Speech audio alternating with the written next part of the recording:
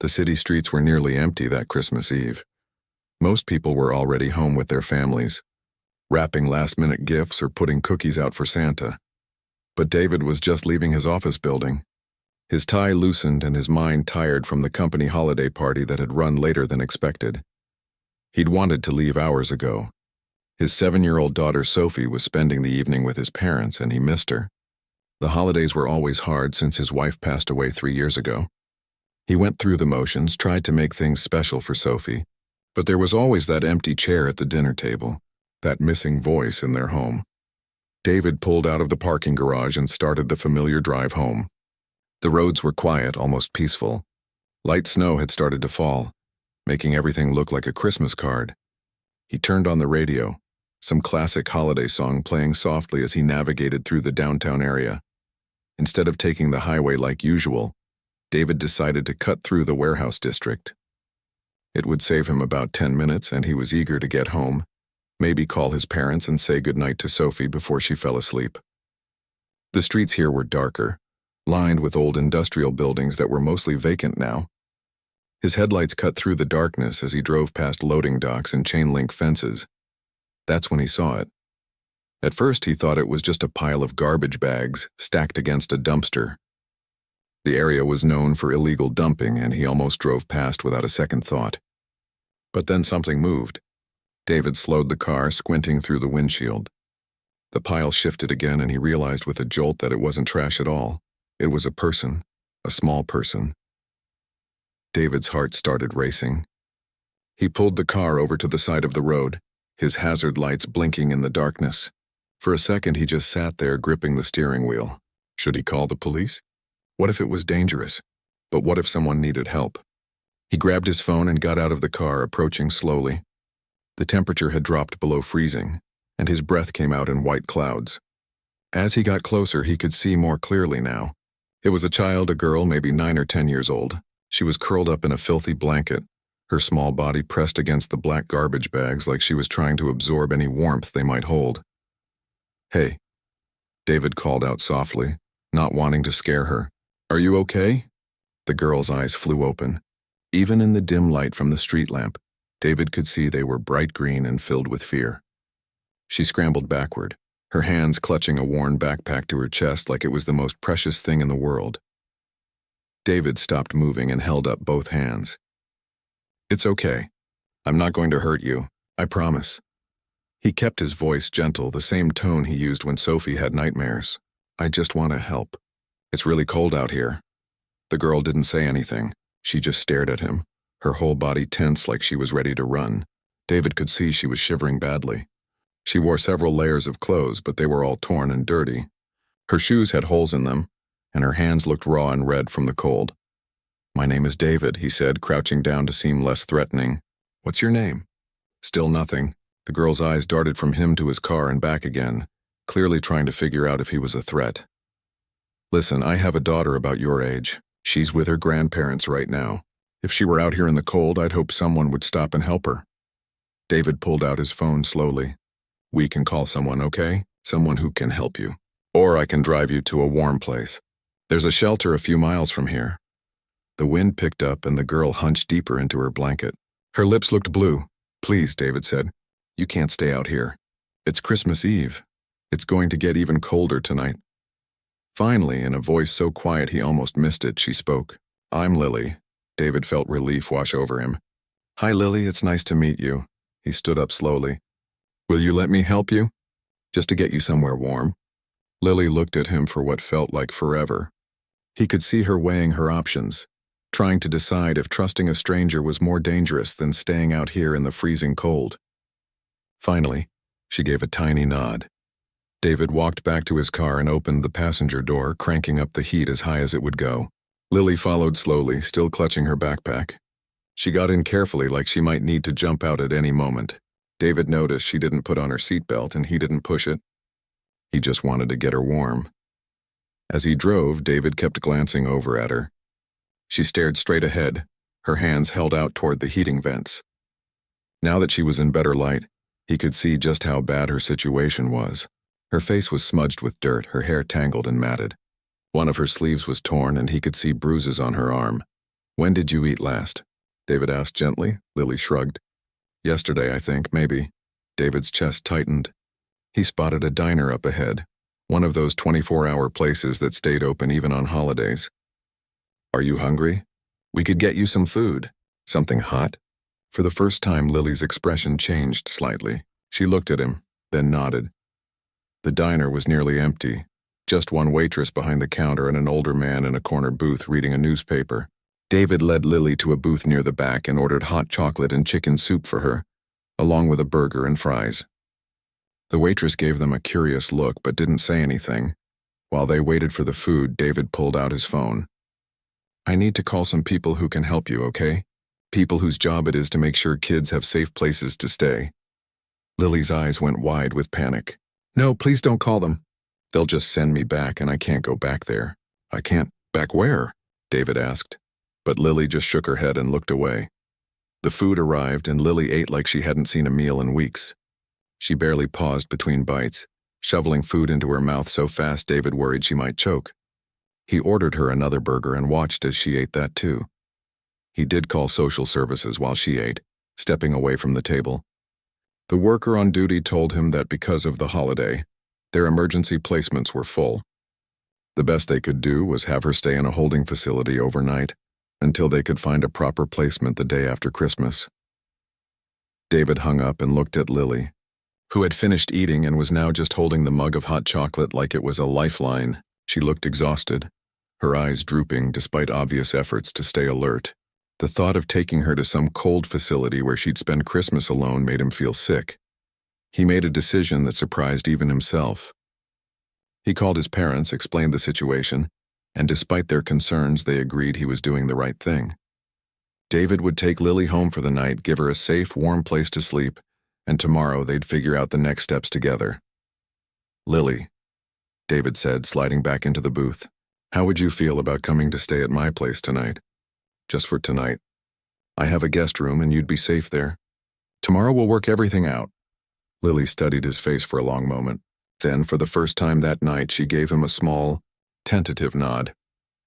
Neither of them knew yet that this chance meeting on a cold Christmas Eve would lead them both to a truth that would change everything they thought they knew about family, love, and the secrets that the people we love sometimes keep. The drive to David's apartment was quiet. Lily sat in the passenger seat, still clutching her backpack, watching the city lights blur past the window. David kept the radio off, not wanting to break whatever fragile trust they'd managed to build. His mind was racing with questions he didn't know how to ask yet. When they pulled into the underground parking garage of his building, Lily's eyes went wide. The sleek modern lobby with its marble floors and the elevator with its shiny buttons seemed to overwhelm her. She stayed close to David as they rode up to the 10th floor, her eyes darting around like she was memorizing exits. David's apartment was spacious and modern, the kind of place that showed up in design magazines. Floor-to-ceiling windows overlooked the city, now sparkling with Christmas lights. A large tree stood in the corner of the living room, decorated with ornaments that Sophie had insisted on placing herself, which meant most of them were clustered at her eye level. Make yourself comfortable, David said, setting his keys on the counter. I'll get you some clean clothes. My daughter Sophie has plenty of things that should fit you. He walked down the hall to Sophie's room and pulled out some pajamas, a warm sweater, and sweatpants. When he came back, Lily was still standing exactly where he'd left her, like she was afraid to touch anything. The bathroom is right there, David pointed. Take your time. There are fresh towels under the sink. When you're done, come on out and we can figure out sleeping arrangements. Lily took the clothes and disappeared into the bathroom. David could hear the water running, and he busied himself in the kitchen making more hot chocolate and trying to process everything that had happened tonight. He'd found a child sleeping next to a dumpster on Christmas Eve. What kind of circumstances led to that? Where were her parents? Why had she said she couldn't go back? 20 minutes later, Lily emerged. With her face scrubbed clean and wearing Sophie's soft pajamas, she looked even younger than before. Her dark hair, now washed, hung in damp waves around her face. She stood in the hallway, small and uncertain. Feel better? David asked, offering her a fresh mug of hot chocolate. Lily nodded and took it, wrapping both hands around the warm mug. She walked slowly into the living room, her eyes taking in everything. The photos on the walls, the books on the shelves, the toys scattered in a basket near the couch. David sat down, giving her space to explore. You can sit down. Really, it's okay. Lily moved toward the couch but stopped suddenly at the fireplace mantel. David watched as all the color drained from her face. She was staring at something, her whole body rigid. I know this place, she whispered. David stood up, confused. What do you mean? Lily's hand was shaking as she pointed at a photograph on the mantel. It was one of David's favorites, taken about 4 years ago. Him, his wife Claire, and little Sophie at the beach. They were all laughing, Claire's hair blowing in the wind. Sophie building a sandcastle at their feet. That's my mom, Lily said, her voice barely audible. David felt like the floor had dropped out from under him. What? No, that's my wife. That's Claire. She died 3 years ago. But Lily was already reaching into her backpack with trembling fingers. She pulled out a small plastic bag, the kind you use to protect important documents. Inside was a photograph, worn and faded like it had been looked at 1,000 times. She handed it to David. His hand shook as he took it. The photo showed a younger Claire, maybe 18 or 19 years old, holding a newborn baby wrapped in a pink blanket. She looked tired but happy, younger than David had ever known her. He turned the photo over. On the back, in Claire's distinctive handwriting, it said, Lily, 2 days old. I will always love you. I'm so sorry. The room started spinning. David sat down hard on the couch, staring at the photo. This wasn't possible. Claire had a baby before they met. She'd given up a child for adoption. Why had she never told him? How did you get this? He asked, his voice hoarse. Lily sat down on the edge of the couch, her eyes filled with tears. The social worker gave it to me when I was 8. She said my birth mother left it for me when I was adopted. That's all I had of her, just this picture and her name. David's mind was racing back through his years with Claire, looking for clues he'd missed. She'd always been slightly secretive about her teenage years, changing the subject when he asked about her family. She'd said her parents were strict and they'd grown apart. He'd never pushed because everyone had things they didn't like to talk about. When did you find out she died? David asked softly. 2 years ago. I was in a foster home and I used the computer at the library to search for her. Claire Morrison. I found the obituary. Lily's voice cracked. It said she died in a car accident, that she left behind a husband and a daughter. I saw the photos from the funeral online. I saw you and Sophie. David felt like he couldn't breathe. While he and Sophie had been grieving Claire, this child had been out there somewhere, alone, discovering that the mother she'd never known was gone forever. The mother she'd never get a chance to meet. I used to imagine what she was like, Lily continued, tears now streaming down her face. I'd make up stories about why she gave me away. I thought maybe she was young and scared. I never blamed her. I just wanted to know her. And then I found out it was too late. Lily, David started but didn't know what to say. What could you say to something like this? I saw pictures of this apartment building online. There was an article about her, about the charity work she did. The photo showed her standing in front of this building. After I ran away from my last foster home, I came here. I just wanted to see where she lived, where she was happy. I've been in the neighborhood for 3 weeks, just looking up at these windows sometimes, wondering which one was yours. David felt tears on his own cheeks now. 3 weeks? This child had been alone on the streets for 3 weeks, sleeping in the cold, going hungry, all while staying near the last connection she had to a mother she'd never known. Why did you run away? He asked gently. Lily looked down at her hands. The family I was with, they weren't nice. They just wanted the check from the state. They didn't care about me. The dad would yell all the time and the mom would forget to buy food. I had 4 other foster kids in the house and we'd all fight over what little there was. I couldn't take it anymore. David stood up and walked to his home office, his heart pounding. He'd boxed up Claire's personal things after she died, unable to look at them but unable to throw them away either. The boxes were in his closet, sealed and labeled. He pulled them out now, tearing through them with urgent hands. There had to be something, some explanation, some clue about this secret Claire had kept from him. In the 3rd box, underneath old journals and photo albums, he found it. A manila envelope sealed with tape. On the front, in Claire's handwriting, for David, open if anything happens to me. His hands shook as he tore it open. Inside was a letter dated just 2 months before Claire died. My dearest David, it began. If you're reading this, I'm gone, and there are things I should have told you while I had the chance. David read with tears blurring his vision. Claire explained everything. How she'd gotten pregnant at 16. How her wealthy, controlling parents had been furious, threatened to disown her, forced her to give the baby up for adoption. How they'd made sure the records were sealed. How they'd sent her away to have the baby in secret. I thought about her every single day, Claire had written. Every birthday, every Christmas, I wondered where she was and if she was happy. I was too afraid to search for her. Afraid of what I might find. Afraid of disrupting her life if she had a good family. Afraid of what you might think of me. But the letter went on. 6 months before her death, Claire had finally hired a private investigator. She'd found out that Lily's adoptive parents had divorced, that the mother had left, that the father couldn't handle raising a child alone. Lily had entered the foster system at age 7. I was planning to reach out, Claire wrote. I was going to tell you everything and then try to be part of her life somehow. I didn't want to disrupt her world, but I wanted her to know that I thought about her, that I loved her, that giving her up was the hardest thing I ever did. I was going to tell you this month. I'm so sorry I kept this from you. I was scared and ashamed, and I handled this all wrong. If you're reading this, it means I ran out of time. Please, if you can find her, tell her I loved her. Tell her I'm sorry. David walked back to the living room on shaky legs. Lily was still on the couch, looking small and lost in Sophie's pajamas. She was looking for you, David said, his voice thick with emotion. Before she died, she hired someone to find you. She wanted to be part of your life. He handed Lily the letter. She read it slowly, tears dripping onto the pages. When she finished, she looked up at David with those green eyes so much like Claire's. She wanted me, Lily whispered. She always wanted you, David said. She never stopped thinking about you. They sat there in silence for a long moment. Two people connected by someone they'd both loved and lost, trying to process this impossible situation. Finally, Lily spoke. I should go. I shouldn't have come here. This is your family, your life with Sophie.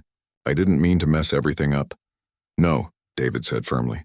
You're not going anywhere. Not tonight. Not until we figure this out properly. He looked at this child, Claire's child, and felt something shift in his chest. You're family, Lily. You've been family all along. We just didn't know it yet. That night, David made up the guest room for Lily while she sat on the couch, exhausted but unable to sleep. Every few minutes, she'd glance at the door like she expected someone to burst in and drag her away. He brought her extra blankets, showed her where everything was, and promised he'd be right down the hall if she needed anything. But sleep didn't come easy for either of them. David lay in his own bed staring at the ceiling, his mind spinning with everything he'd learned. Claire had a daughter who'd been living in foster care while they'd had their comfortable life just miles away. A daughter who'd been sleeping on the streets for weeks, hungry and cold, while he drove past in his expensive car on his way to holiday parties. The guilt was crushing. But mixed with the guilt was something else. A fierce protective feeling he recognized from when Sophie was born. This was Claire's child. This girl carried Claire's DNA, her features, probably her mannerisms. In some way, having Lily here felt like having a piece of Claire back. Around 3 a.m, David heard soft footsteps in the hallway. He got up quietly and found Lily standing by the window, looking out at the city lights. She'd wrapped herself in one of the blankets. Can't sleep?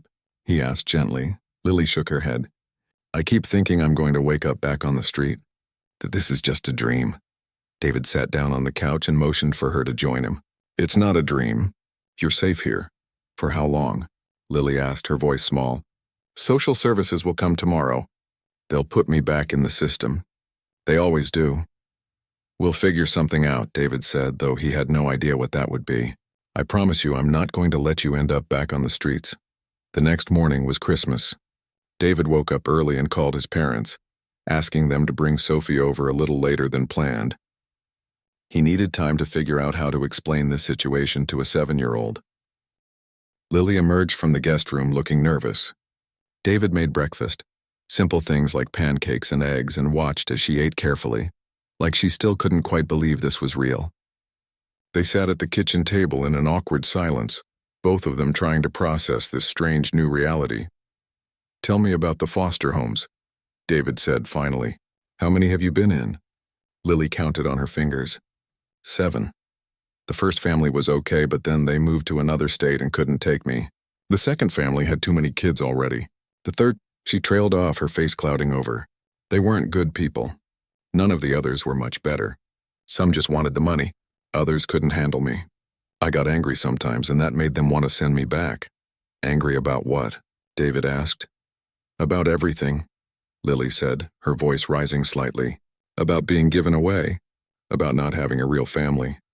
About being treated like I was a problem instead of a person. Wouldn't you be angry? David nodded slowly. Yes, I would be. You have every right to be angry, Lily. You've been through things no kid should have to go through. Before Lily could respond, David's phone rang. It was his parents saying they were downstairs with Sophie. David's stomach knotted with anxiety. This was going to be complicated. My parents are here with Sophie, he told Lily. I need to talk to them first, okay? Can you wait in the guest room for just a few minutes? Lily nodded and disappeared down the hall. David buzzed his parents up, his heart racing. When the elevator doors opened, Sophie came running out, her arms full of wrapped presents. Daddy, Merry Christmas. Can we open presents now? Grandma and Grandpa got me so many things.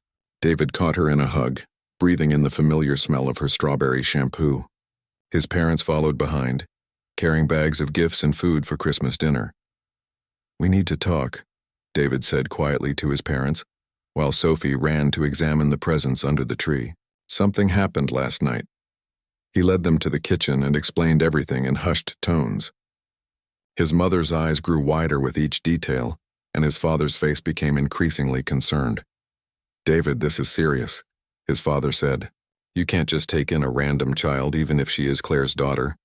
There are legal issues, procedures to follow. I know that, David said, but I couldn't leave her on the street. And now that I know who she is, I can't just hand her over to a system that's already failed her. What are you saying? His mother asked, though her eyes suggested she already knew. I'm saying I want to help her. Really help her. Maybe become her foster parent, maybe more. I don't know yet. But she's family, Mom. She's Claire's daughter. His mother's expression softened. Oh, David, your heart is in the right place, but this is a huge decision. You're a single father already, running a company, raising Sophie. Can you handle another child? Especially one who's been through trauma. I don't know if I can, David admitted. But I have to try. They were interrupted by Sophie's voice from the doorway. Daddy, who are you talking about? David's heart sank. He turned to see Sophie standing there, her face confused. She'd heard enough to know something was going on. Come here, sweetheart, David said, kneeling down to her level. I need to tell you something important. Something about Mommy. Over the next 20 minutes, David explained as best he could to a 7-year-old that Mommy had another daughter before Sophie was born, that this daughter was here now and needed help. He kept it simple, leaving out the harder details about foster care and homelessness. Sophie listened with big eyes. So I have a sister? A half-sister, technically, David's mother corrected gently. Where is she? Sophie asked, looking around. David called for Lily, and she emerged from the guest room slowly, looking terrified. The two girls stared at each other for a long moment. They looked nothing alike. Sophie was small and blonde like Claire had been, with David's brown eyes. Lily was taller, darker-haired, with those striking green eyes.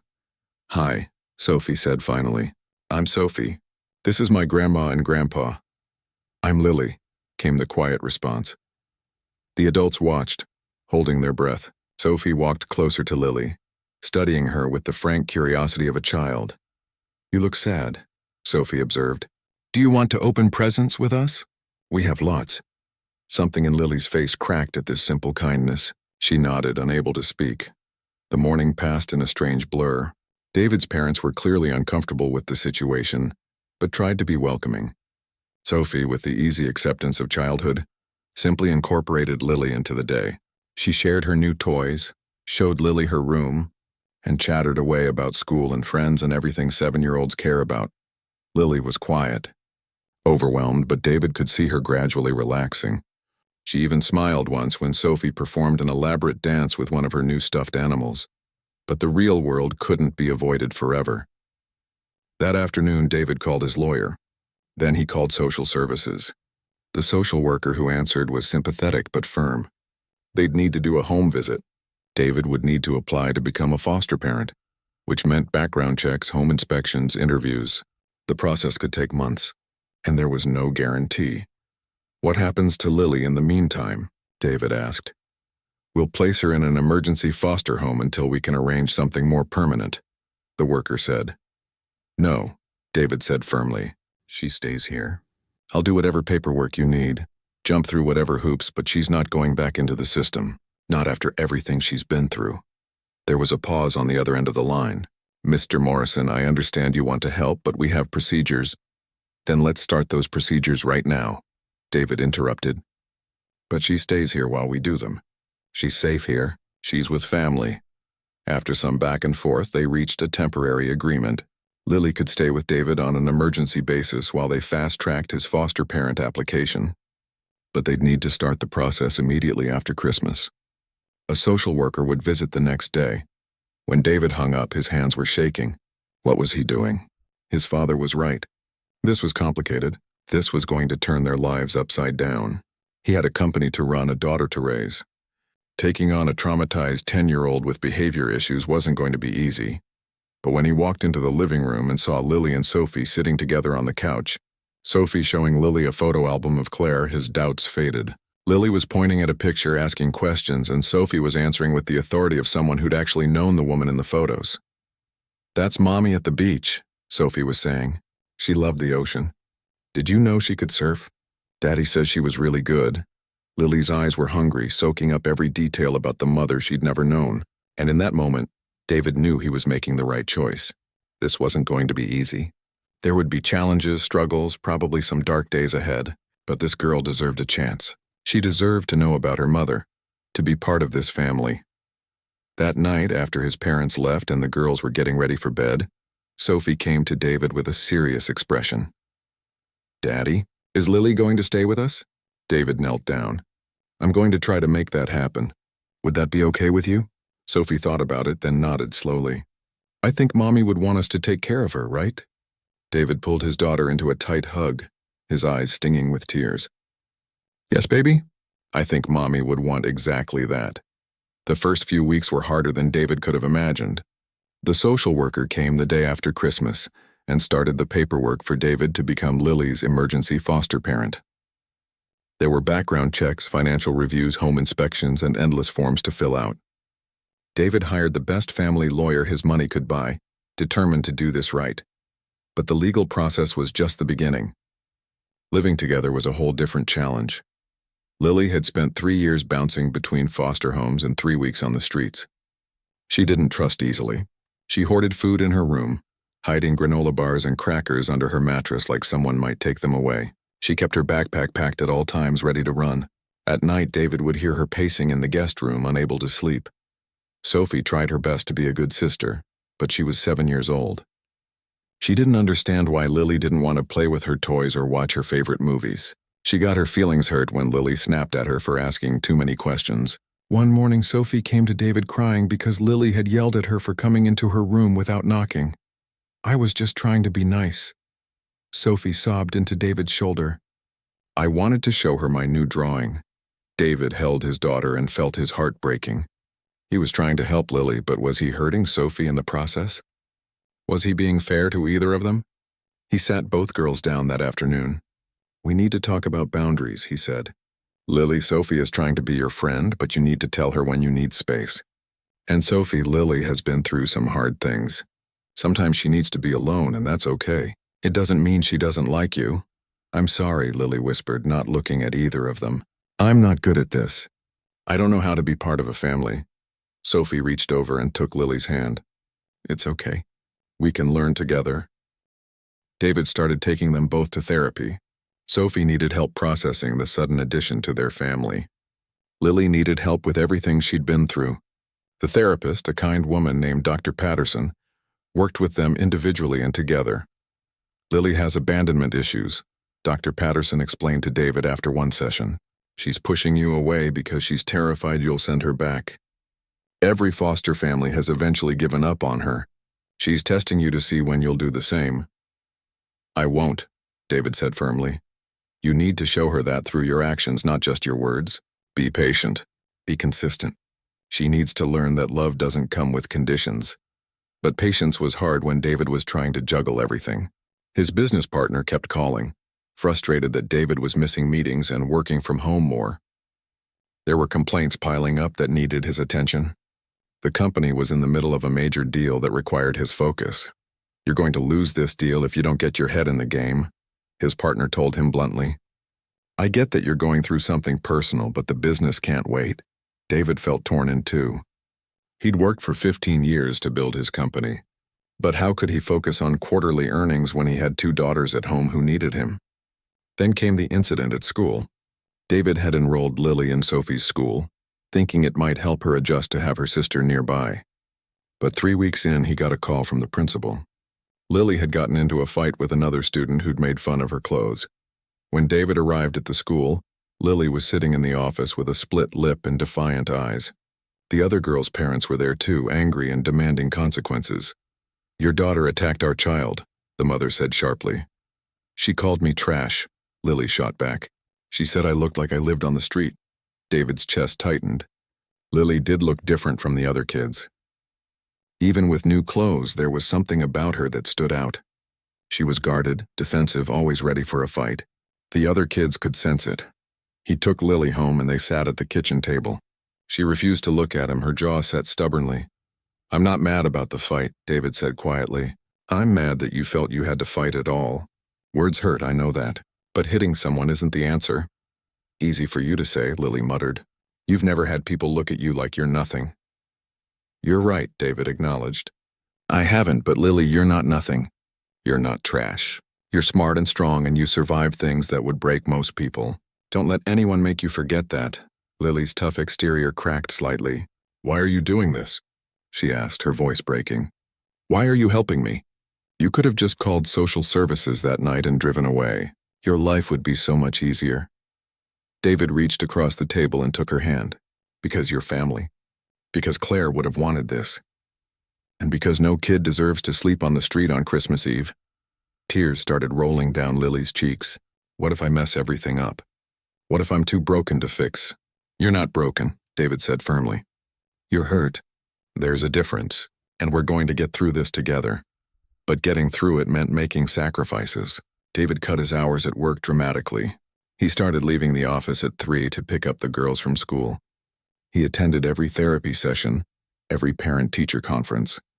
His business partner grew increasingly frustrated. Finally, he sat David down for a serious conversation.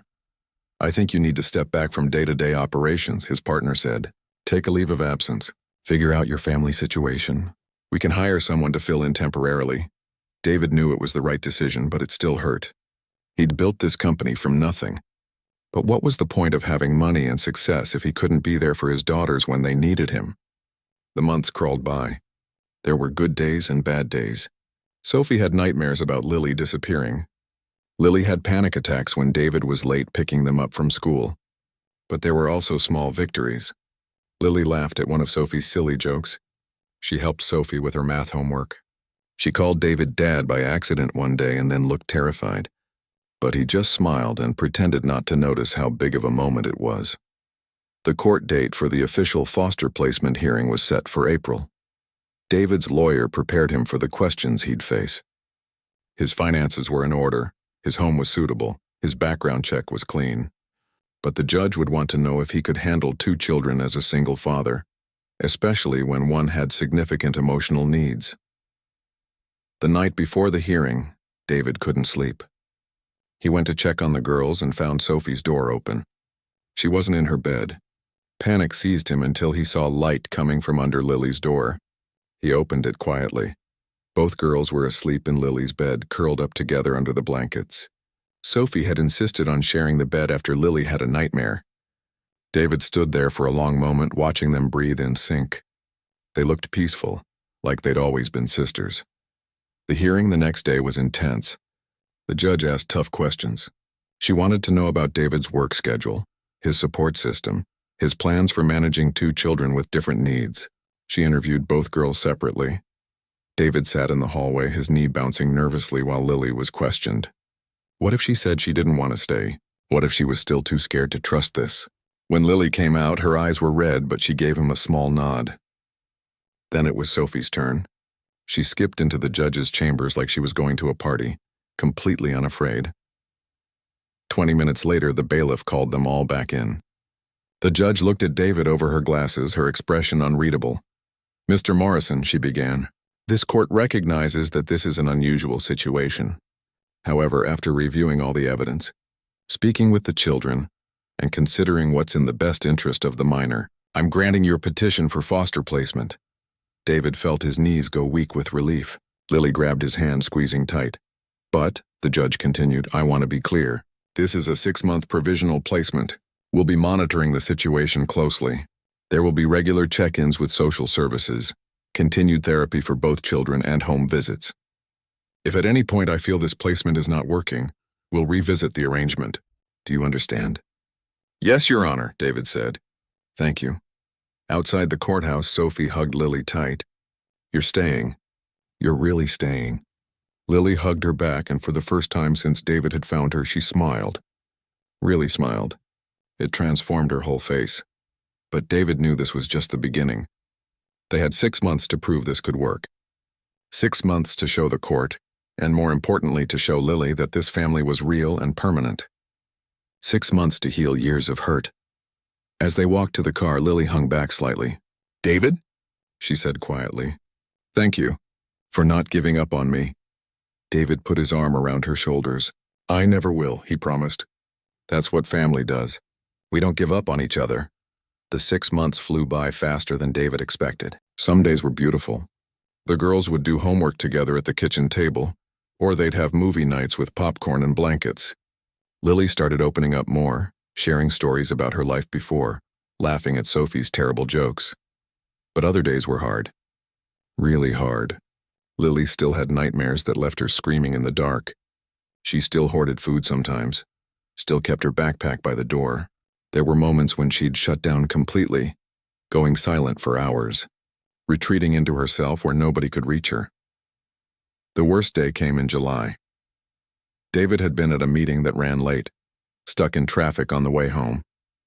He was only 30 minutes behind schedule, but when he walked through the door, Lily was sitting on the couch with her backpack on, her face pale. "You were late," she said, her voice shaking. "I thought you weren't coming back." "Lily, I just got stuck in traffic. I called, remember? I left you a message." "That's what they all say at first," Lily said, standing up. "Then one day they don't come back at all. I should just go now before you send me away. It's easier that way." Sophie appeared from her room, her eyes wide with fear. "Lily, no! You can't leave." But Lily was already heading for the door. David stepped in front of it, not blocking her, but standing firm. "I'm not letting you run," he said quietly. "Not because I'm keeping you prisoner, but because I love you and I'm not giving up on you. Not today, not ever. You can test me all you want.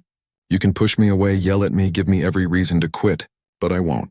Because that's what parents do. They stay."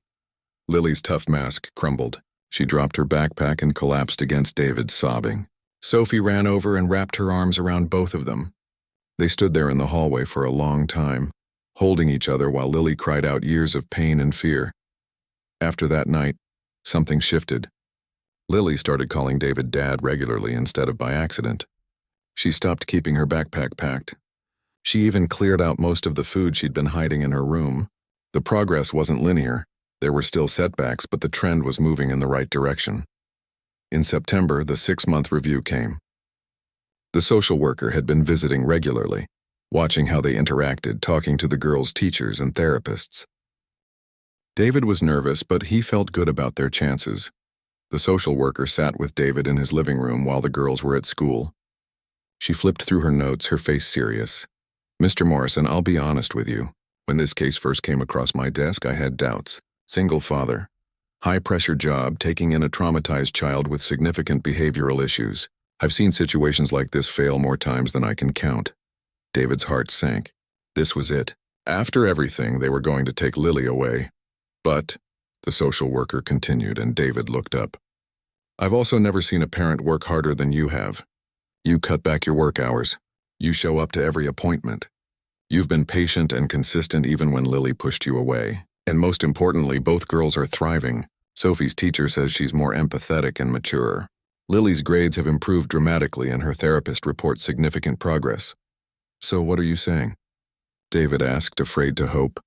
"I'm recommending that your foster placement become permanent. And if you want to pursue adoption, I'll support that too. David felt tears spring to his eyes. Thank you. Thank you so much. That evening he sat both girls down.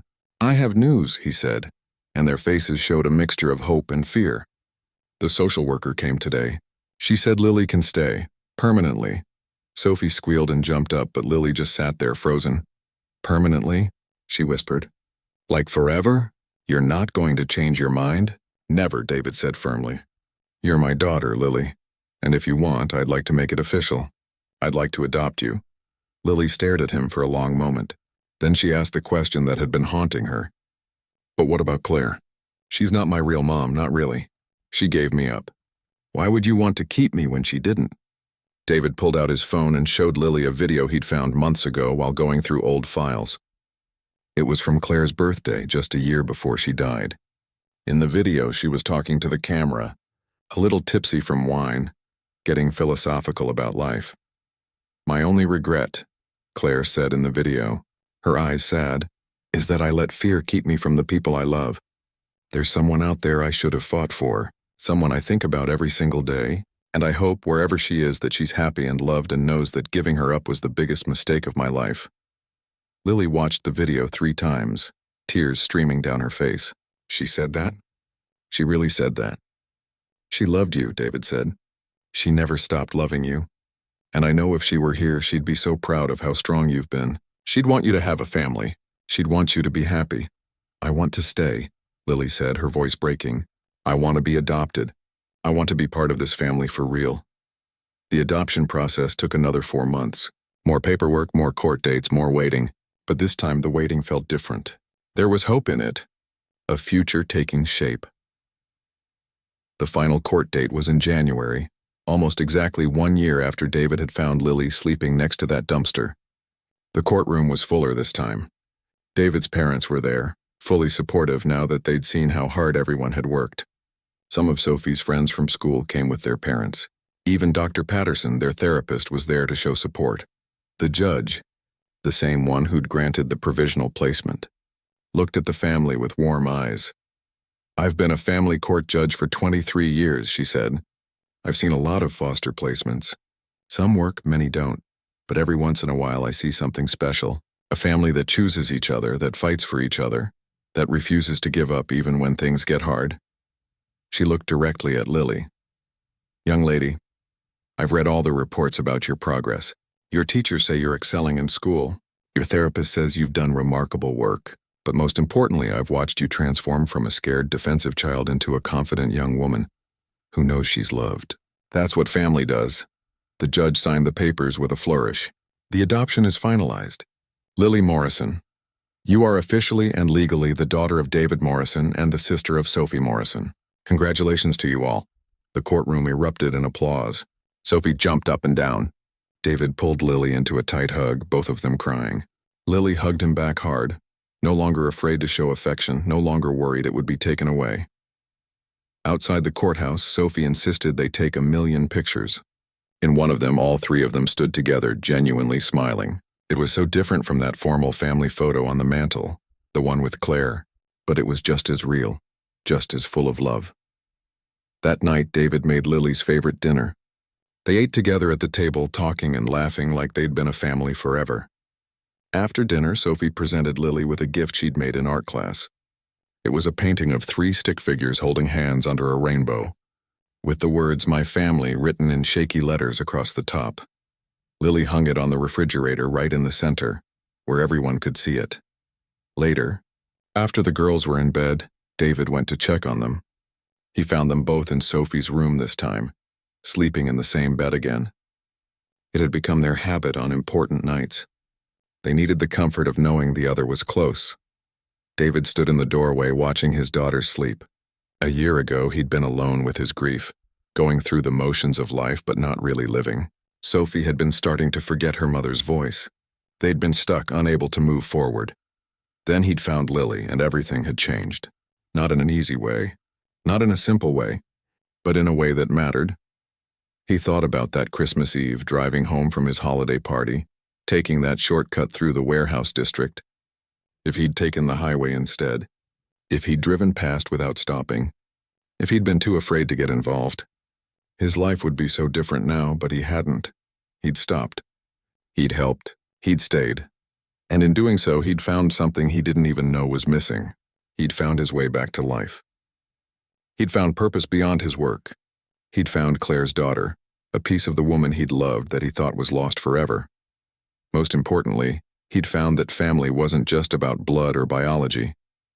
It was about showing up. It was about staying when things got hard. It was about loving someone enough to fight for them, even when the world said it was too complicated, too difficult, too much. David walked to his own room and looked at the photo on his nightstand. It was a new picture taken just last week. Him, Sophie, and Lily at the park, all three of them mid-laugh at some joke Sophie had told. They looked happy. They looked like a family. Before bed, David did something he hadn't done in a long time. He spoke to Claire wherever she was. "I found her," he whispered into the darkness. "I found Lily, and I kept her safe like you wanted. She's ours now. She's home." And somewhere, in whatever place Claire now existed, David liked to think she was smiling. Her daughter had found her way home after all. Not to the mother who'd given birth to her, but to the family that mother had left behind. A family that had opened their hearts and their home and made room for one more. It wasn't the ending any of them had expected, but it was the ending they'd all needed.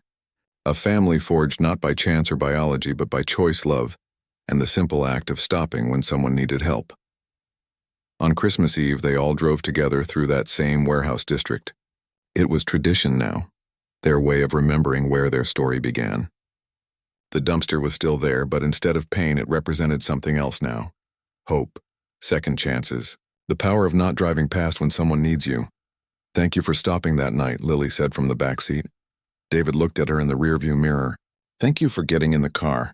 Sophie reached over and took Lily's hand. "Thank you both for being my family." And as they drove home together, snow beginning to fall softly around them, all three of them knew they were exactly where they belonged.